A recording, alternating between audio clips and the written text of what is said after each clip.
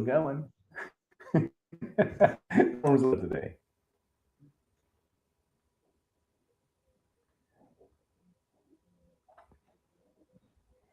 Okay, Nicla, we are live this morning. Thank you for joining us here.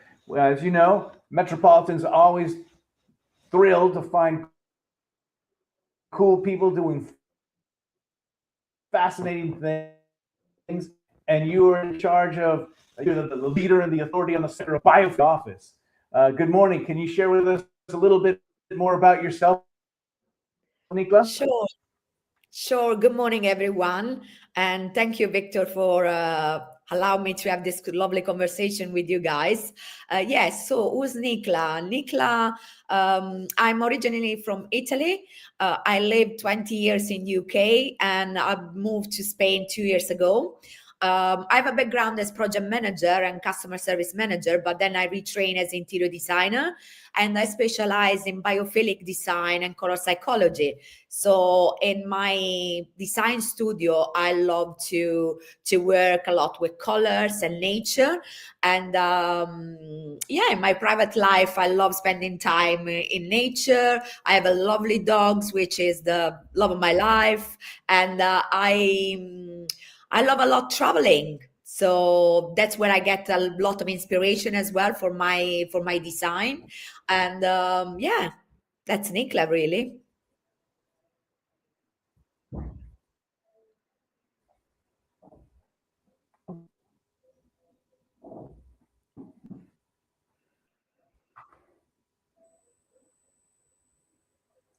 Okay. Can I ask you, Nicla, who is an ideal client for biophilic design?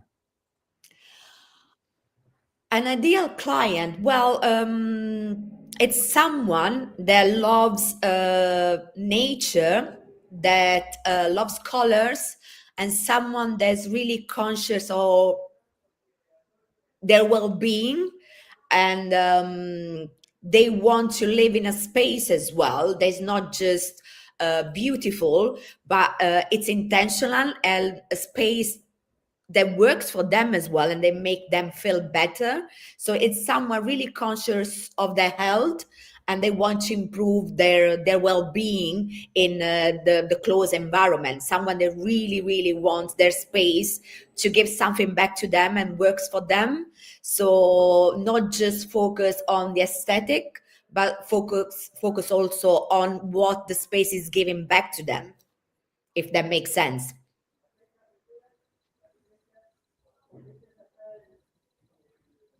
Okay. And so the question that I guess we were asking ourselves and we wanted to address when we speak with you is, how much does our space shape how we think, how we feel, productivity, performance, all of that? Yeah, well, much more than we realize, actually, because we tend to think that space as something passive, something we only decorate, but in reality, it's constantly influencing us. The light, for example, the colors, the layout of the space, the material we use, they all affect how we feel, how we focus, and even how we behave in a space. So, for example, if a space feels chaotic, heavy, disconnected, it drains your energy, makes you feel really unstable, really nervous. On the other hand, when a space is designed intentionally, it can support calm, it can support your well-being. If it's in a working space, for example, it will improve your focus as well. So my philosophy is that it's not just about how a space look, it's about what it gives back to you every single day. And the question is, does your space support your day-to-day life? So it got a big impact on how we actually feel and perform during the day.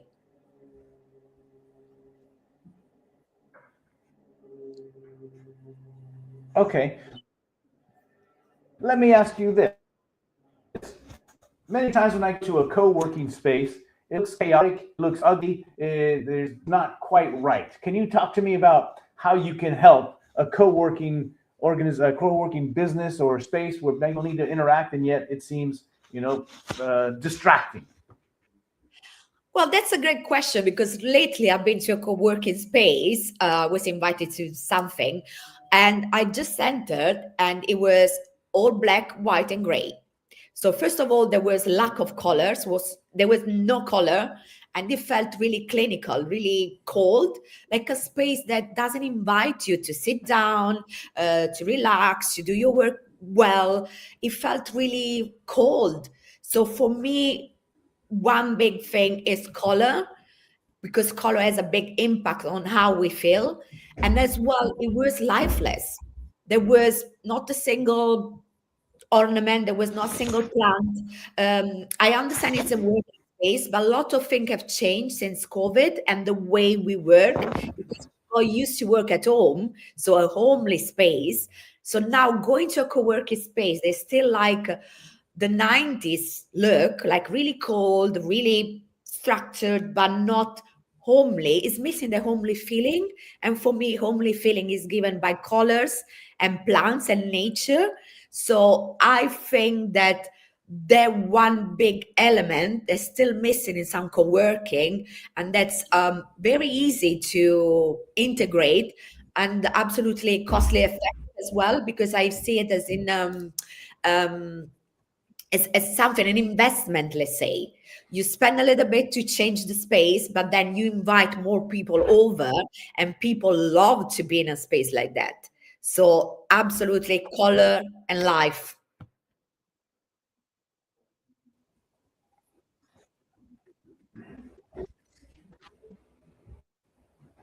All right, so that kind of makes us ask the question.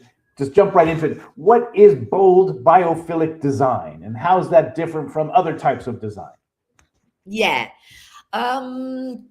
So generally speaking, biophilic design is always associated with a neutral color palette, maybe a bit of green,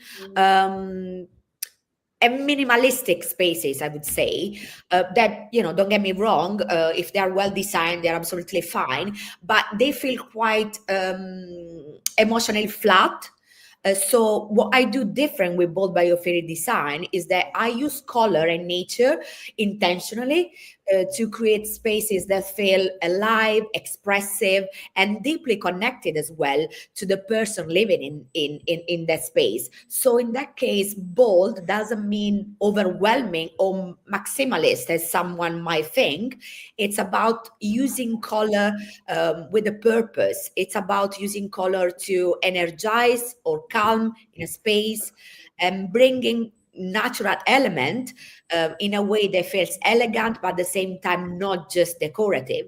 So that results in a space that is not just looking good, but actually feels supportive and personal. So bold sometimes, for me, it's also synonymous of express the personality of who's living in the space or work in the space. So not to confuse with maximalist, because sometimes there is this misconception.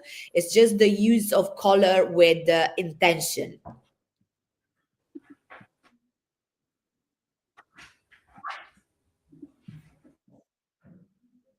Okay, of color several times.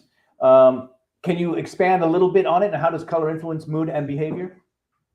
Yes, well, I'm specializing in color psychology. What does it mean? That color have a big impact or effect on people, and direct impact on how we feel, whether we realize it or not. I mean, we do realize, some people do, some people don't. For example, certain tones can create a sense of calm and grounding, like I don't know, green, blue.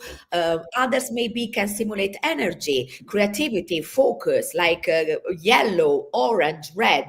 So when it comes to use color in interiors, not just about following the what's on fashion or choosing a color because you like it. It's more about how we use it, where it's placed, and how it interacts with light, with the material around it. So I see often people choosing color because it's based on trends or what they've seen online, but maybe this color don't work in their space because their space has a particular light where the color doesn't really work. So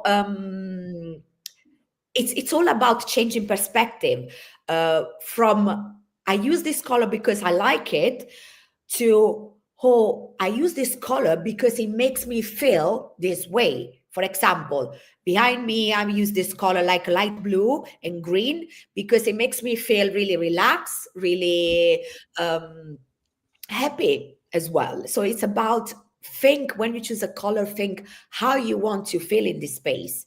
So in that case, colors used intentionally with intention, not just because it's fashion, it's trend, but it's because it works for you and it works for the space.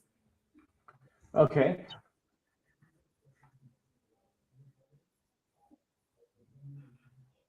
All right, so then you're getting ahead of me in the questions. One of the things that we were talking about was color and how it influences mood and behavior, and that flows smoothly into, so when a design is created with intent, what changes? Yeah, well, what design is created with intention. For me, it's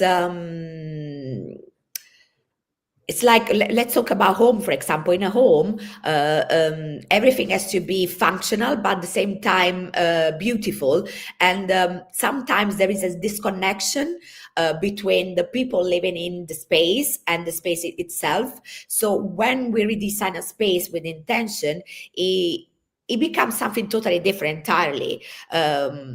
Client, for example, tells me that they feel grounded, more relaxed, more themselves.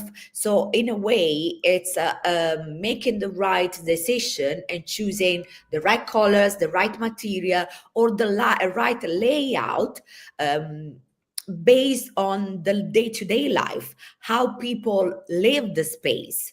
So it's different, for example, designing a space for a couple than designing a space for a family, because obviously you need to think of the kids, how they use the space. Or if you have a pet, for example, you need to consider everything, not just, a lot of people base their choice on aesthetics without thinking about the use of space, the functionality of space. And that's quite it's crucial, I would say, how we use the space. Does that answer your question?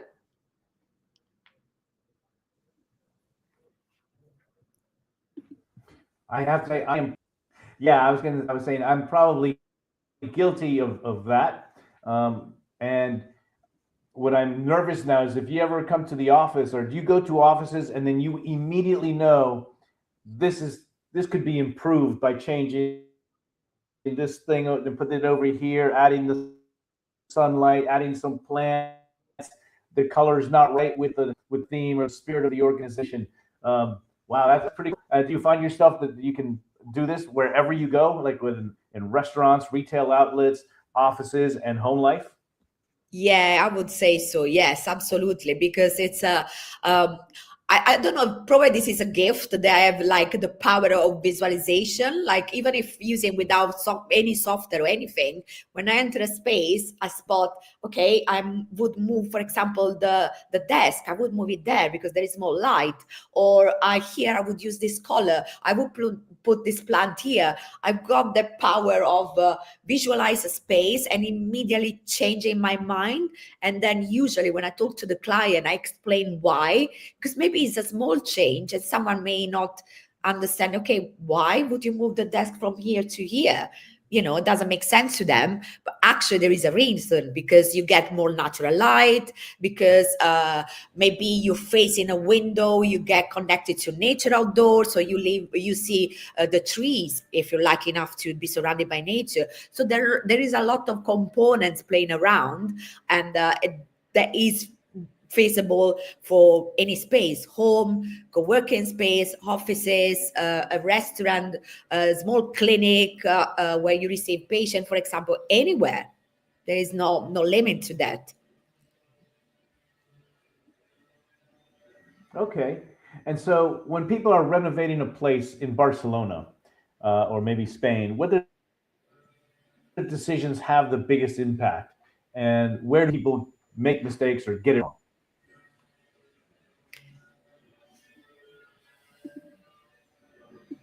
Yes, the biggest impact, I think, always come from the decision people make at the beginning. So the layout, the lighting, the overall strategy as well, because there must be strategies behind the decoration, let's say. Where people often go wrong is focusing very early on the finishes, on the aesthetic, without resolving the problem of how the space will actually function. That's where mistakes become expensive as well, because rearrange the layout, for example, of a space later on, it may cost quite a lot of money. So rather than focus on the aesthetic, think about the configuration of the space first. Another big challenge is simply not knowing what things really cost. Here, for example, I'm an expat myself. I moved to Barcelona, moved here from England, and I didn't know the cost of renovating a house, the cost of buying furniture, or if there are any particular permits. So that like can affect the or underestimate the budget you have for maybe renovating a house. And I had a lot of questions for potential clients saying, how much do you think this is going to cost? Do you think this is a feasible budget? I had so many questions that they prompted me to actually collect the question and create what I call the Barcelona renovation cost calculator. That it's actually a free guide that anyone can download from my website, where I guide people they're starting a project of renovation, thinking about the hidden cost, and so that you first don't do costly mistake, and second, don't underestimate some hidden cost. So that is a really good point to start thinking when anyone is renovating, be it a home, a shop, any space really. So that has a big impact.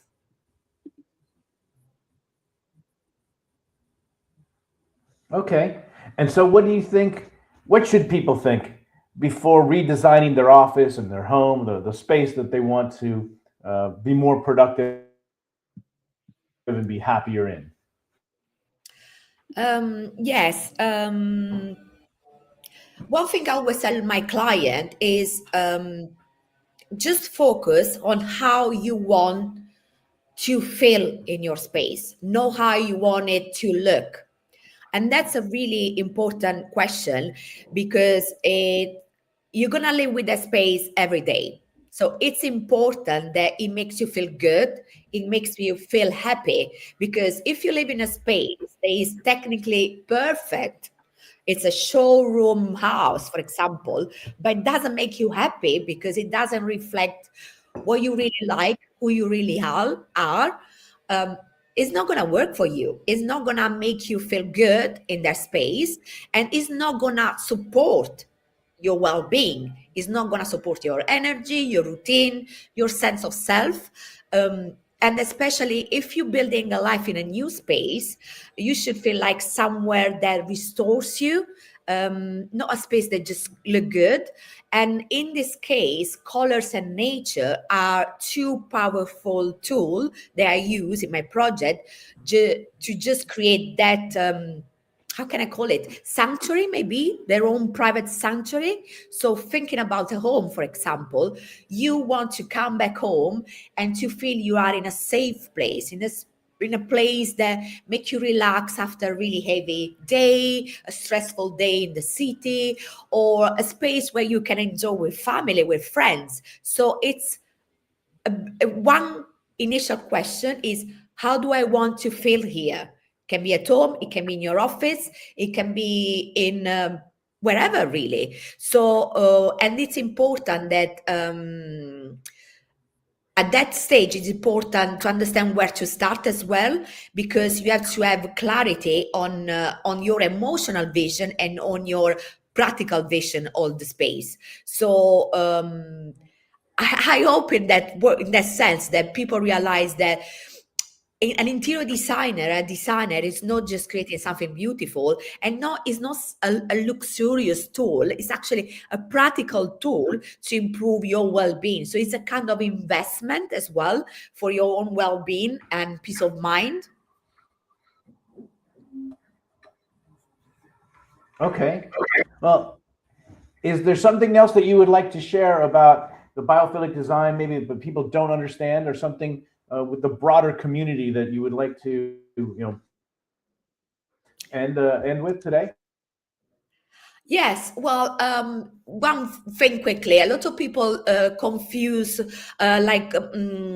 the biophilic design has to do with feng shui or with the sustainable design. So, just in one word, what is biophilic design and why it's important to use it? Because the focus of biophilic design is to create spaces that help you improve your well-being. It's about considering lots of elements in your space, like natural light, the quality of the air, the quality of material you use, and it's all focused on making a space look beautiful, yes, but making a space work for you, and that a space that gives something back. And what does it give back? There are research showing the biophilic design has a lot of effect on our day-to-day life, on our mental health. It lowers blood pressure. There are some research I can share showing how much good benefits as on our well-being. So just think about biophilic design as a tool for improving your well-being. Yeah, that's it. Sorry, I didn't mean to cut you off. It seems that I definitely would see interior design in a new light, so to speak, because it is more relaxing. There's a lot more harmony, it would seem, when you have, as you said, design the space you want to feel, not so much. And then starting from there, you would then pick, I guess, furniture in accordance. Right now, you look behind me, I kind of have a little bit of chaos going back here, so definitely there's room to be improved there. But it definitely does improve your ability to think and have clarity. And if you have the right design, the right, very tangible numbers in terms of sales, in terms of customer satisfaction, things like this. Yeah.